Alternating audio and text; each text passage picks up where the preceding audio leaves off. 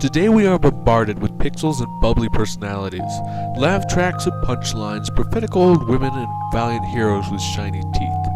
TV is so ubiquitous, it has become almost another reality. Its characters more real than the people you converse with, their lessons law. Though in many ways, these stories are the most beautiful aspect of human nature. They represent all of the creator's spirit and view of the world. But they aren't reality, yet people trust full-heartedly in the camera's ability to capture it, treating them as little chunks of actuality. Just turn a lens toward the public and you will see people shy away or try to project a different view of themselves, either afraid it's mechanical I will find something in them or hoping it will. Humans tend to go into a state of euphoria around cameras.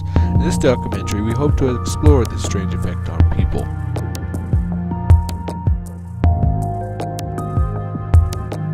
As humans, one of our most basic learning techniques is through observation. As children, we learn to talk through watching, listening, and mimicking. What happens when these behaviors are learned from the fantasies and creations of another person? The way people act in movies is in no way an accurate projection of real life. If one were to learn solely from such irrational and illogical actions, that person would exhibit behaviors contrary to the fashion in which we live real life, creating a generation that is socially dysfunctional. TV is not evil, but to learn solely from it or to rely on it to educate is folly. We can't allow TV to become our sole reality if we want to have an active and productive culture. In this next segment, we interviewed many people with the same two questions. What is love and what is life? See if you can recognize how they were affected by the presence of the camera.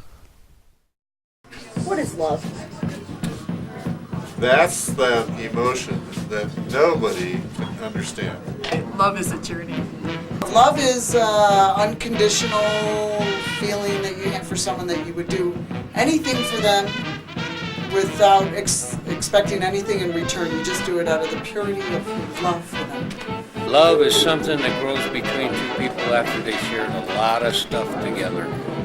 Before that, it's just you like them a lot. Love is being cared for.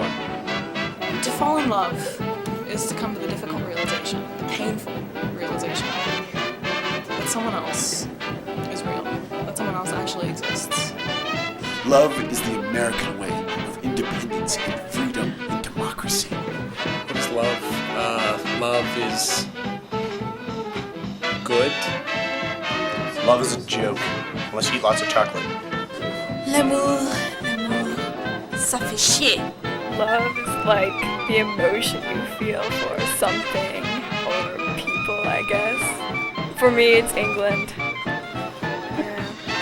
What is life? Besides the opposite of death? Fear.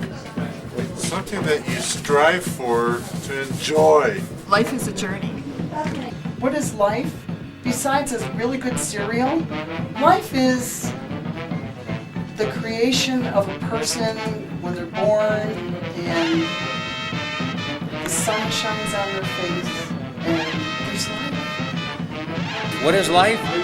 Life is what you do every day, and if you really make the most of it and try to stay positive, you're going to have a good life. If you don't, you'll have a bad life. And if you have a bad life, you get ulcers, you get wrinkles, you get gray hair, you smoke, you drink, and then you die. Life is living. Life is what goes on while you're making other plans. Life is the Monte Cristo sandwich. Life is good. I think we live in purgatory. La vie, ça fait chier. Life is like having blood in you. I don't like. Life is like eating, I suppose. And I don't know.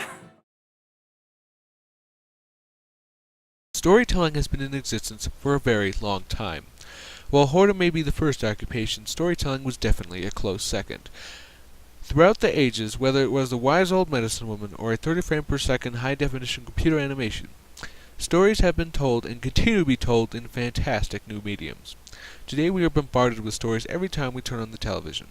In the past, stories' functions were to teach a moral lesson or to warn against a past mistake. While many modern stories also do this, many's only purposes are to sell products. In these stories, the characters do irrational and ill-willed actions to promote the buying of the product. While commercials are necessary to the success of business, its makers should not overstep moral bounds to promote it. Stories have the power to abolish and create faiths, start and end wars, destroy and inspire art, shatter and craft dreams.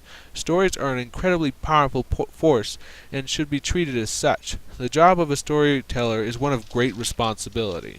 Whether you like it or not, the viewers of your work will be affected in some small way by it. You must make sure that the message sent is one with whom you agree with morally, or risk adding to this culturally destructive virtual reality. Should this utter faith in TV reality be allowed to continue, culture will become nothing more than a tainted fruit from which no nourishment can be weaned. A faith beguiled to the point of in-recognition. a perversion of all the beauty it once commanded. A reality defined by business and greed.